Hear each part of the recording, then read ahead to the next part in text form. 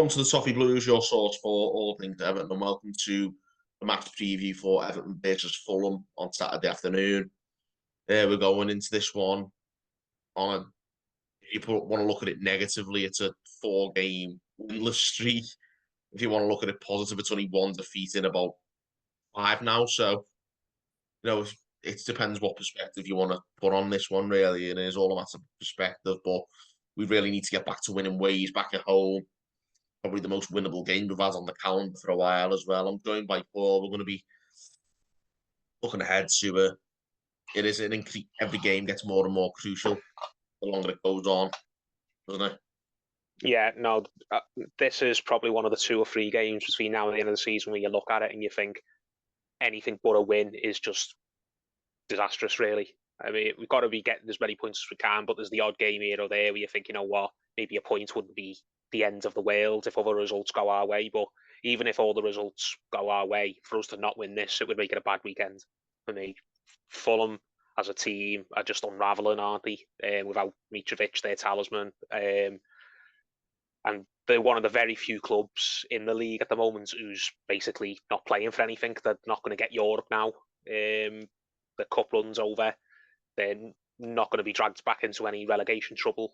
So they basically just got the flip-flops on, Fulham. And they're the only side in the league who I think you could say that for.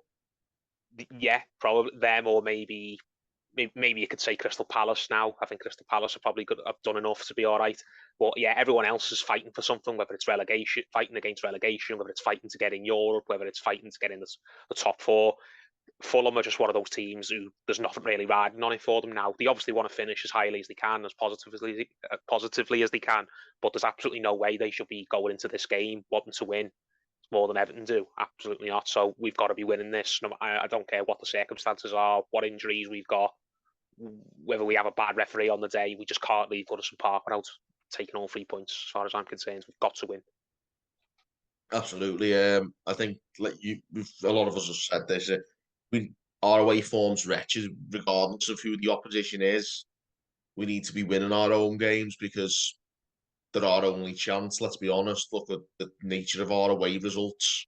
Only one away win all season. We've got to win the home games. And one of our own games that we've got coming up is you could say it's a write-off against Manchester City. When was the last time Manchester City dropped any points? I can't. It's been when months, they played. I think it was when they played us in December. When they played up, was it? Was it that long ago? I think they've won every game since. I think, or maybe the odd draw, but I've put it this way: I'd nothing's coming off the top of my head where I can remember City having a particularly bad weekend since that day.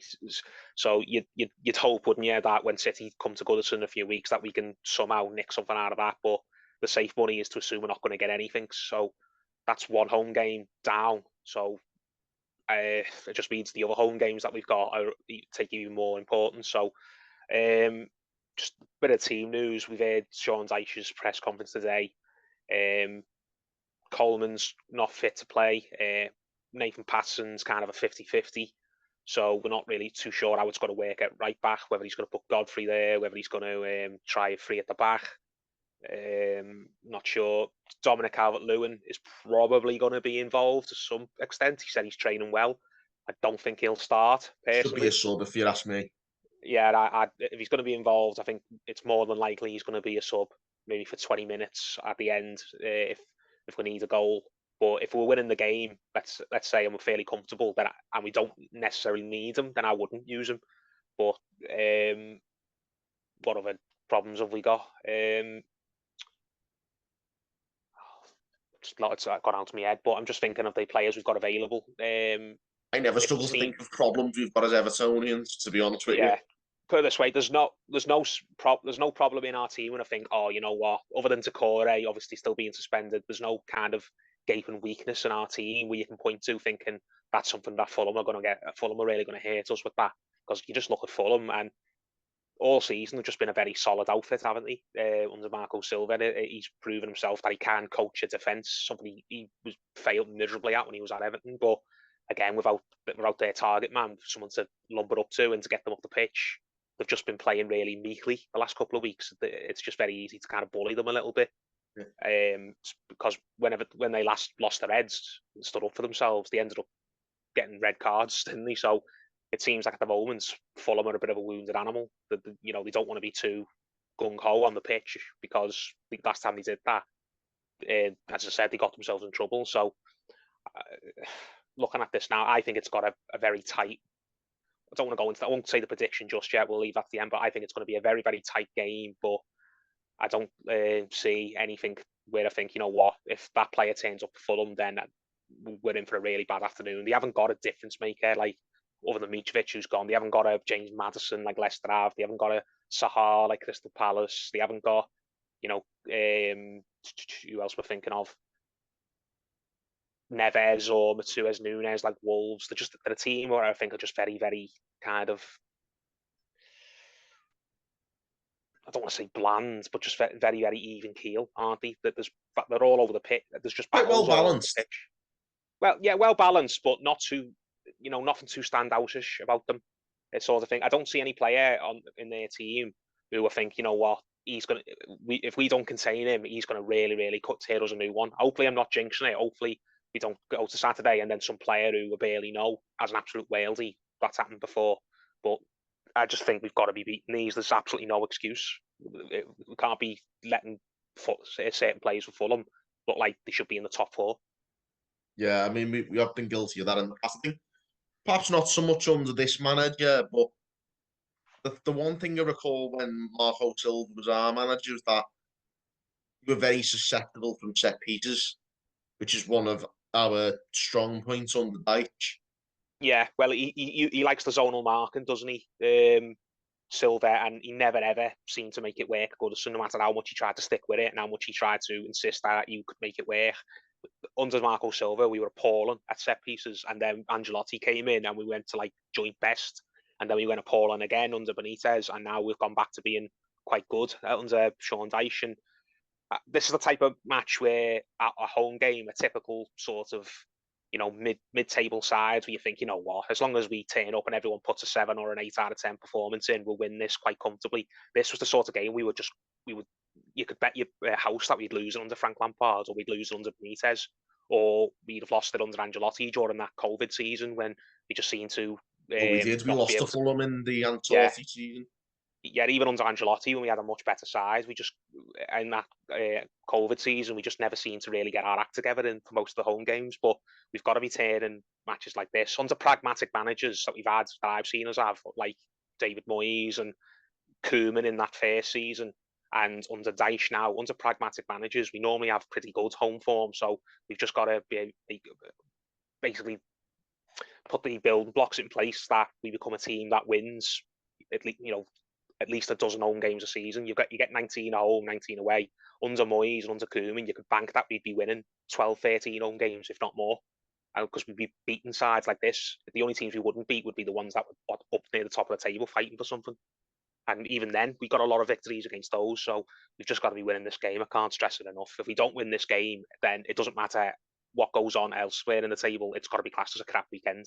Whereas if we win this game and the results go for us, like we're hoping we will, because all the teams around us are all playing top half sides, we can put some real daylight between us and the bottom three. I think we're on 27 points now. I think we're 4th from bottom. We're outside the relegation zone on goal difference. If West Ham, if Leicester, if Leeds, Southampton, if they all lose, like on paper, they are favourites to lose. I'm not saying they all necessarily will. But if they all lose, if we get the results that those teams we're expecting those teams to get, then for the first time since, like November, October, we could actually put a bit of distance between ourselves and the bottom three. I can't remember the last time there was any daylight between us and the bottom three. Any real daylight, anyway. Yeah, I think the thing is, a lot of people are saying, a lot of Everton fans have said in the build-up to this one, obviously after such a bad performance against Man United, if we don't win this game, we're one of the favourites to go down. Yeah, I'd agree with that. I mean, we wouldn't be dead and ready not by a long shot, but if you can't win games like this, when your back's up against the wall, you can't be beat a Fulham side who are without their best player and don't have anything to play for between now and the end of the season, then you don't deserve to stay up, quite frankly. Well, exactly, no matter what your situation is, whether you've got players out injured yourself, if you can't beat a very sort of on their holidays mid-table team when you've got everything to play for, then you might as well just go down and play against the lesser teams. Exactly. You're not, Yeah. you don't belong at this level, is what I'm saying. Yeah, if you can't beat a team that is in the situation Fulham are in, when you're in the situation you're in, when you're at home, and then you don't belong at this level. You belong at a lower level with your Rotherhams, with your Sheffield Uniteds, with your West Broms.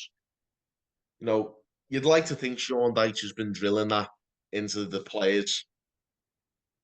I hope so, because Sean Dyche, other than last season when he ended up, it ended up unraveling for Burnley, didn't it? But Sean Dyche in relegation battles under Burnley typically always did well in the running, especially at home. He made Turf Moor with Burnley.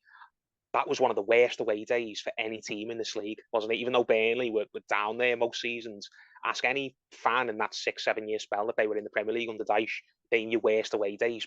Turf Moor would probably be right up there. And We lost our first year there when we played this Burnley team, even when we were okay. We've got to be basically making people view Goodison Park, going to Goodison Park to play a Sean Dyche's Everton, the same way they viewed going to Turf Moor to play Sean Dyche's Burnley. Oh my God, this is going to be a slog today. We need all our best players to be giving us 8 or 9 out of 10 if we're going to beat them. They're going to fight us for absolutely everything. It's going to be it's going to be dirty. It's going to be rough. It's going to drag on. You want to make it ugly, and I'll be honest. Yeah. That's the only way we're going to get over the line, because we're not a good side on paper. The only way we're going to get over the line is by making every game ugly and making it a scrap, and we'll be able to out-scrap the opposition. Yeah, that's literally. We're not going to be beating teams by trying to play in 4-4-2, or trying to pass through them, or trying to control the game for in the points that we're having all the possession. We haven't got the squad of players to do that. So I hope that Sean Dyche kind of throws out what he tried last week, that experiment against United. I hope he thinks, right, that didn't work. I'm not trying that again before now. The end Never of the want to see that again. I'm just going back to what I know what works, what I know the players are comfortable with. Let's just be ugly. Let's just flood the midfield. Let's play a 4-5-1 or a 4-3-3, depending on whether we're in possession or not. Let's just look to hit them with set pieces. Let's maybe bring on a striker later on in the game when we just need to get up the pitch and work their tired defenders a little bit. And let's just make sure that we don't get caught with balls over the top, because the space that we left for United, that high press we were doing, was just insane. We can't be doing that. That needs knocking on the head completely. Yeah. So, yeah, there should be absolutely no excuses for this. Marco Silva as well. I don't mind him as a bloke. I know I didn't rate him as Everton manager. I think Everton were at all wrong to sack him. Good for him. He's rebounded. He seems to have kind of found a place for himself in the Premier League, in football now. Don't think he was quite as bad a manager as people were trying to paint him as. He was just a guy who was in the wrong place at the wrong time. At Everton, I don't think even if Everton were in a good, if Everton's squad was a lot better than what it was when he took over and didn't require the sort of rebuild that it needed when he and Marcel Brands came in, I still don't think Marco Silva would ever be the right fit for any Everton team. I just don't think his personality ever meshed with the players and the fans. But he seems like a good man. But we can't be doing him any favours. He's got to be coming to Goodison, and he's got to be just chewed up and spat out like he so often was when he went away with Everton to other teams. Because that's one thing I remembered about Marco Silva. We used to just away displays. The amount of display times under Marco Silva, we just went away to teams and we got chewed up and spat out, and had no fight about us, and the manager had no kind of fight afterwards. He didn't seem like he obviously you can't force him to be something he isn't. He's got his personality, but he just never seemed to challenge anything. He always seemed to shrug his shoulders and think, oh well, it's one of them, isn't it? We should be absolutely battering his Fulham side and sending him on his way, and having him having to turn down to Fulham supporters and say, oh, it was kind of one of them, isn't it? We'll try better next week, like he used to do with Everton. Yeah, kind of. I'm not going to lie, it did annoy me a little bit when he threw a hissy fit against Man United, which he's entitled to do, but I just wish he'd have done that while he was here. Because instead of when he finally gives one. Now he's the Fulham manager. When did he ever do that for the Everton cause when he was in our dugout? I think he did give one. He just didn't express himself in the ways that would endear him to Everton fans. And like I said, he wouldn't ask him to be something he isn't, but he was not the right fit. That was just proof that he was never the right fit in the first place. And he didn't help himself at times when, I remember particularly, it was the game when Gomez had his leg broken And that was That the was same game. terrible. That was That disgusting. was the that was the same game. That was the same game where Dele Alli blatantly handballed it in the Spurs box for them, and we were denied a penalty, even though that it was clear as day on the replays. And basically, VAR just screwed us over. And he was asked about it on Sky Sport afterwards, and he kind of, as I said, just shrugged his shoulders and As we mumbled. have And to that, respect the referees, if I'm not mistaken. so he said, like in that really sort of mumbly voice he's got, where you want to ask him to speak up, and he's hard to understand how he's feeling. He just went, "Oh well, we respect the decisions of the official." It's like, "No, we don't, mate. Speak for yourself. The fans are going home absolutely livid. We've just been robbed there, and we've had one of our players badly injured to boot, and you're acting like it was just a pre-season game where there was nothing to read into it." So yeah, I don't mind him as a person, but I'll be really really happy if we just smack his ass and smack Fulham's ass and send them on the way and say to him, "This is what an Everton performance looks like. This is what Everton team should be like. This is how Everton managers should behave." When he looks across to Sean Dyche near the dugout, and turn around and say to him, "That's why you didn't succeed here, because you needed to be more like Sean Dyche. You needed to tell your players to be more like this today. The way hopefully we're going to play. You needed a lot more fire and spirit, like you're seeing." Well, And you fingers can go crossed, back because and it's what ask we yourself, need yeah, desperately. That's the only way we're going to get out of this, is by, doing things. dogs of war, basically, Well, yeah. dogs of war, yeah, basically. Yeah. So I'll mention my prediction now. I'm going to go for a 1-0. I can see a very nervy game, similar to, was it Brighton who McNeil scored Brentford. after like 30? Brentford. I can see a game similar to that, where maybe we scored in the early doors or at some point in the first half, and the second half's just kind of one big long anxiety trip, where they'll maybe come into the game and have chances late on, but hopefully we can hang on.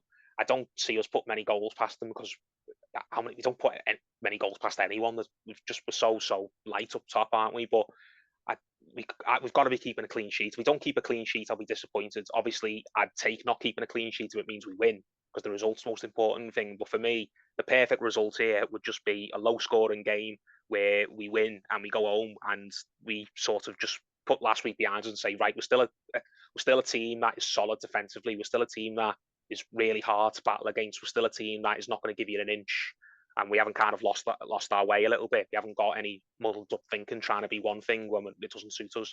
Let's just go back to what we know and just be a really rough and aggressive Everton without, temper it though. Don't do what Corey did and lose your head and get yourself sent off or give away a stupid set piece.